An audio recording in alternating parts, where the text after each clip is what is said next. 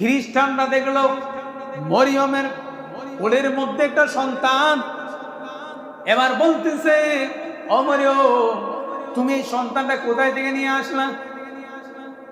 ঈসা আলাইহিস সালামের মা মরিয়ম ফাশারাত ইলাই তিনবার বলেছে।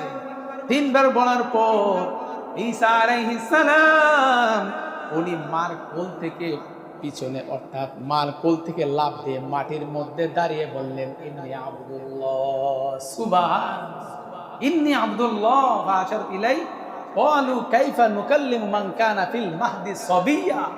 তিনবার বলার পরে এখন খ্রিস্টানরা তারা বলতেছে, বণিক দল বলতেছে, এই মরিয়ম, ক্বালু কাইফা নুকাল্লিমু মান কানা ফিল মাহদি সাবিয়্যা।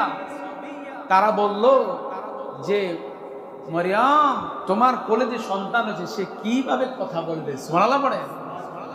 কিন্তু তারা তো জানে না কথা বলাবেন কে, মহব্বতে বলেন কে?